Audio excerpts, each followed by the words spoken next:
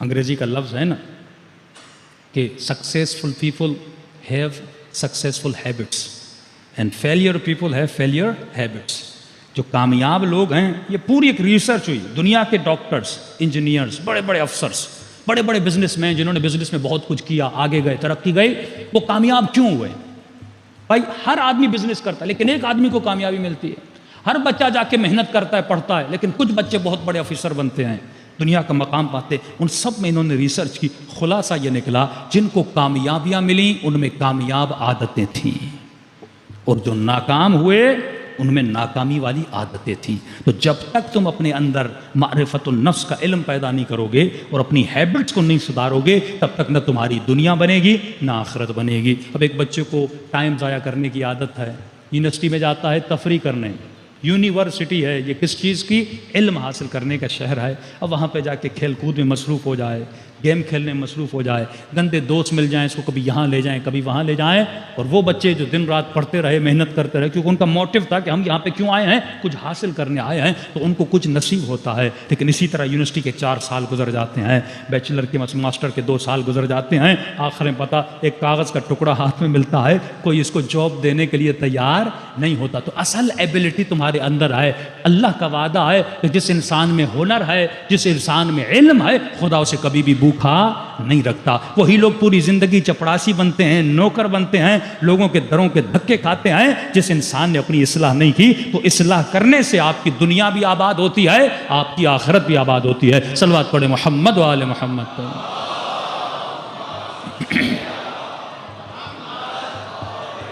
محمد وجل فرج یا علی. اس در پر جو بھی جس مقام پہ پہنچا اس نے محنت کی ہے. لیس الانسان الا ما سعی. جب تک محنت نہیں کرو گے خدا کچھ بھی ہر فیلڈ میں، یہاں تک کہ نفس کو سدھارنا اتنا آسان نہیں ہے. مولا فرماتے نفس ایک درندے حیوان کی طرح ہے. جس طرح درندے کو چھوڑتے ہو وہ چیرتا ہے، پھاڑتا ہے، اسی طرح اگر نفس پر کنٹرول نہیں کرو گے تمہیں تباہ و برباد کر دے گا. یہ جھوٹی چیزوں کو لذت بنا دیتا ہے، جن چیزوں میں لذت ہے نہیں، لیکن ایسا بناتا ہے جیسے اس میں لذت ہے. مثلا شراب کو لذت کا وسیلہ بناتا ہے، گمراہ کرتا ہے. جو شراب پیے گا اسے لذت ملے گی. لیکن فرماتے ہیں ہر وہ چیز، یہ میں سائنٹیفکلی بات کر رہا ہوں، ہر وہ چیز جسے خدا نے حرام کیا ہے آپ سائنٹیفکلی اسے حلال ثابت کر کے دکھائیں. اور ہر وہ چیز جسے خدا نے حلال کیا سائنٹیفکلی آپ اسے حلال ثابت کر کے دکھائیں. شراب جسے خدا نے کہا کہ اس کے تھوڑے فائدے ہیں لیکن نقصانات زیادہ ہیں، سائنس نے بھی ثابت کیا کہ شرابی لوگ ہیں کڈنیز فیل ہو جاتی ہیں.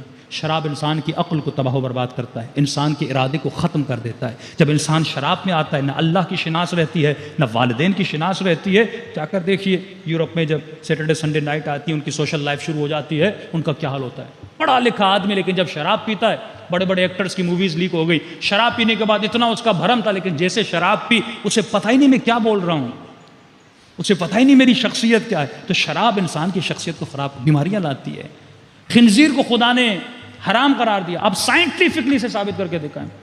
یہ واحد ایک ایسا گوشت ہے جس کے کاٹنے کے بعد اس میں بے تحاشا کیڑے پیدا ہو جاتے ہیں. اس گوشت کو دینے کے لیے اس کو ان کی اتنی صفائی، اب کیونکہ کمرشلزم ہے تو لہٰذا اس گوشت کو بیچتے ہیں. اور ہر وہ چیز جسے خدا نے حلال کیا، مثلا مرغی کو کھانے سے پہلے ذبح کرو، یہ حکم شریعت ہے، حکم شریعت ہے، آپ ذبح کرنا پڑتا ہے. اب ریسرچ ہوئی امریکہ میں کسی جگہ پہ کہ کئی لوگوں کے وجود میں بیکٹیریاز آنے لگے اور بیمار ہونے لگے، مرنے لگے. کہ ذرا ریسرچ کی جائے لوگوں نے کیا کھایا ہے. پتہ چلا انہوں نے مرغیاں کھائی تھیں. اور پھر اس مرغیوں میں ایسا کیا تھا کہ لوگ بیمار ہو رہے ہیں. پتہ چلا یہ وہ مرغیاں تھیں جن کو ذبح نہیں کیا گیا تھا. پھر کہا کہ اس مرغی کو کیا کرے کہ اس کا گوشت انسان کے لیے فائدہ مند ہو. جب آپ سانس لیتے ہیں نا تو آپ کے اندر سکنگ پاور ہوتا ہے، ٹھیک ہے نا. جب آپ سانس لیتے ہیں تو آپ کے گوشت میں ایک سکنگ پاور آتا ہے. تو انہوں نے کہا کہ ایک روش ہے کہ اس مرغی کے باڈی سے خون نکل جائے تو وہ جتنے بیکٹیریاز ہیں، کیونکہ جیسے یہ مرتی ہے تو وہ خون وہاں پہ کیا ہو جاتا ہے، جمع ہو جاتا ہے. جب جمع ہو جاتا ہے، جب آپ یہ گوشت کے ساتھ خون کھاتے ہیں تو آپ کے وجود میں بیکٹیریا اور آپ بیمار ہو جاتے ہیں. تو کہا اس خون کو کیسے نکالا جائے. تو اب ظاہر ہے وہ مسلمان تو تھے نہیں، انہوں نے اپنی سائنٹیفکلی ایک روش بنائی. کہا اس مرغی کا گلا اگر سی ٹائپ کاٹا جائے. کیسے کاٹا جائے؟ سی ٹائپ کاٹا جائے. وہی ہمارا ذبیحہ ہے نا. اب اگر یہ کہتے کہ مسلمانوں کی طرح ذبح کیا جائے تو سارے لوگ مسلمان بن جاتے. انہوں نے ایک اپنی اصطلاح بنائی کہ سی ٹائپ کاٹا جائے، کیونکہ جب گلا کاٹا جاتا ہے ایک نبض ابھی بھی ہوتی ہے، سکنگ پاور ختم نہیں ہوتا، اور اس کے ذریعے سے جتنا بھی خون ہے اس کی باڈی سے باہر کرا جاتا ہے اور اس مرغی کا تزکیہ ہو جاتا ہے. تو ہر وہ چیز جو شریعت نے بتائی اس میں ہمارے جسم کا فائدہ بھی ہے، اس میں ہماری آخرت کا فائدہ بھی ہے. صلوات پڑھے محمد و آل محمد.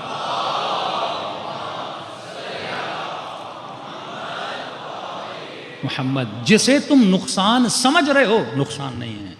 ہر وہ چیز جو اللہ نے واجب کی، ہر وہ چیز جو اللہ نے واجب کی، اس میں تمہارا نقصان نہیں ہے، اس میں تمہارا فائدہ ہے. دنیا بنتی ہے، آخرت بنتی ہے، زندگیوں میں برکتیں نازل ہوتی ہیں. لشکر مہدی سے ملا دے